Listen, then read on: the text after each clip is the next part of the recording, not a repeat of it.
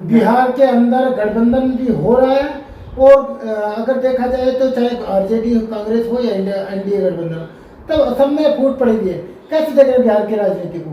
देखिए, बिहार में लगभग 40 साल पहले दो समाजवादी खाटी नेता आए थे और वो दो छत्रप बने, एक लालू यादव जी और एक नीतीश कुमार। और जब से वो राजनीति में आए हैं, किसी भी पार्टी का वहाँ वर्चस्व नहीं रहा।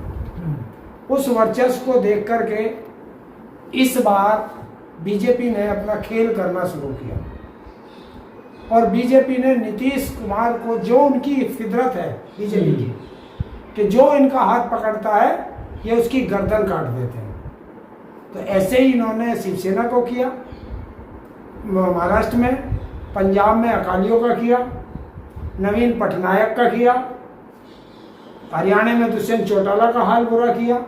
अब बाकी जो बच रहे हैं, पासवान का लड़का जो चिराग पासवान है, वो भी हनुमान हनुमान करता रहता है। पिछली बार उसकी पार्टी तोड़ दी थी, उनके घर में ही दो फाड़ कर दिए थे। तो ये तोड़ फोड़ की राजनीति करते हैं। इस बार जो परसों खेला हुआ है, तो बिहार की राजनीति में एक बड़ा खेला, एक फोन और राजनीति में खेला। लालू प्रसाद यादव ने एक फोन किया नीतीश कुमार जी को, और नीतीश कुमार जी उस फोन को सुनते के साथ नीतीश कुमार जी का एंटीना खड़ा हो गया, सिग्नल आ गए उनमें, और उन्होंने तभी से सीधा बीजेपी को एक टारगेट कर दिया। बीजेपी कहती है नीतीश कुमार के मुख्यमंत्री के अंदर ही हम चुनाव कराएंगे। नीतीश कुमार ने सीधी मांग कर दी है कि इस चुनाव में मुख्यमंत्री का चेहरा नीतीश कुमार होंगे, ये आपको डिक्लेयर करना पड़ेगा। लेकिन बीजेपी तो पहले से बोली, चाहे गृह मंत्री जी हो या फिर हरियाणा के मुख्यमंत्री भी, उन्होंने बोला था क्या कि नीतीश कुमार के संरक्षण में चुनाव होगा, वही संरक्षण में नीतीश कुमार को चुनाव नहीं चाहिए। नीतीश कुमार कह रहे मुख्यमंत्री का चेहरा होगा, मुख्यमंत्री कैंडिडेट घोषित करो तब चुनाव होगा। संरक्षण में तो, मुख्यमंत्री के संरक्षण में तो महाराष्ट्र में वो शिंदे के उसमें भी हुआ था चुनाव, क्या हुआ? लेकिन सीट बंटवारा तो बराबर हुआ ना। नहीं, बराबर कहाँ हुआ? 101 नीतीश कुमार 101 कहाँ है बीजेपी पे? बीजेपी पे 142, नीतीश कुमार 101, बीजेपी 101, 29 सीट चिराग पासवान को। चिराग पासवान कौन है? सीटें चिराग पासवान को दी गई है, कैंडिडेट बीजेपी के होंगे। 6 उसे क्या नाम है, मांझी को, और 6 उसे दूसरे को। तो ये खेल किया गया। लेकिन पार्टी तो बिहार की है ना, आप दिल्ली से जोड़ के देख रहे हैं सर। किसे? चाहे चिराग पासवान हो या मांझी जी हो। अरे अपनों को दी है ना, वो कहाँ जाएंगे? जिस दिन सीबीआई और ईडी उनके यहाँ बैठ जाएंगे, उसी दिन आ जाएंगे वो। तो चिराग पासवान के अगर जितने विधायक होंगे सब बीजेपी के होंगे, ज्यादातर सिंबल चिराग पासवान का होगा। और नीतीश कुमार नहीं चाहते, नीतीश कुमार की और चिराग पासवान की आपस में 36 का आंकड़ा है, और नीतीश कुमार ने कहा था 10-15 सीट पर निपटा दो।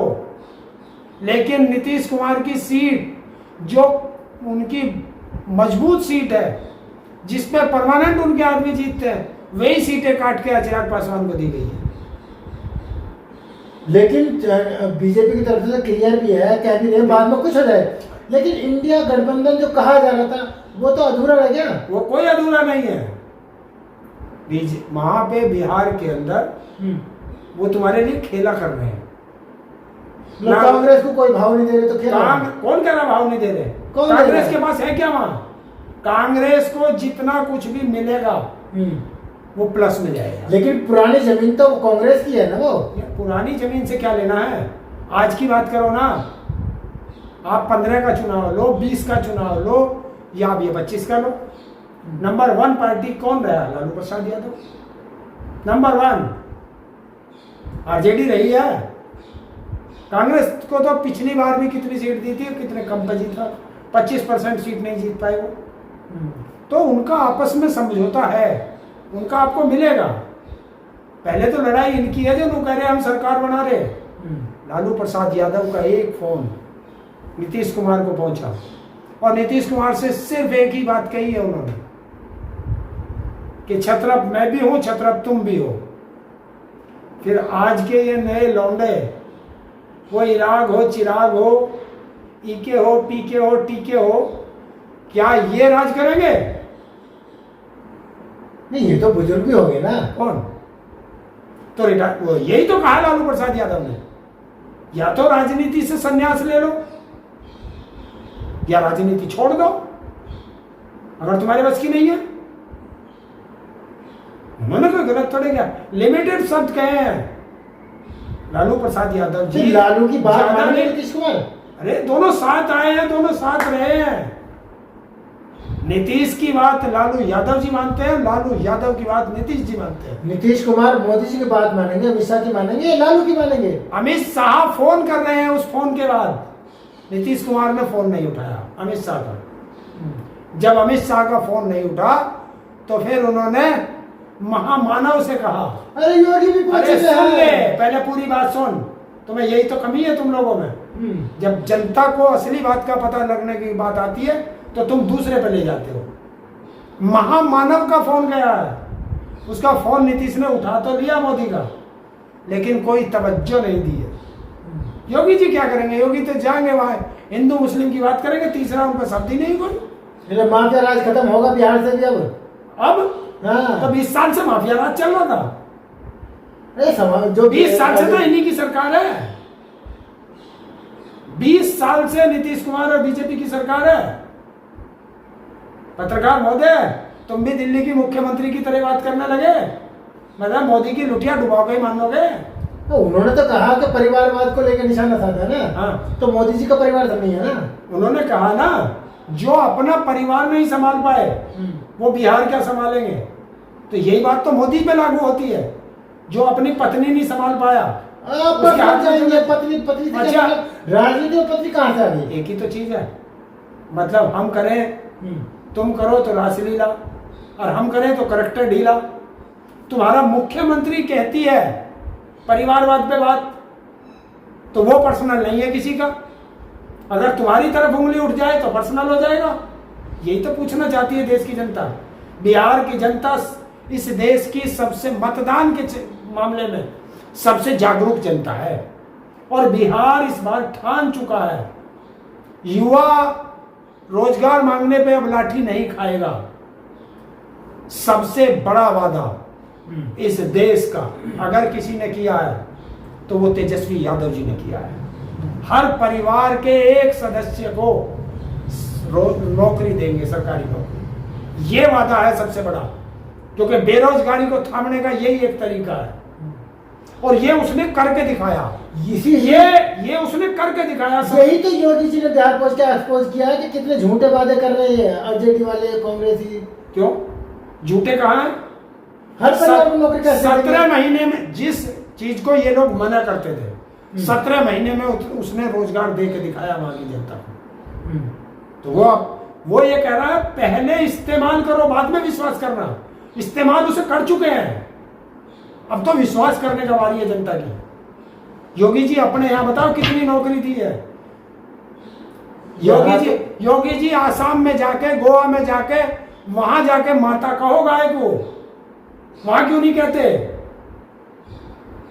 वहां क्यों नहीं गाय को माता जी कहते जाकर?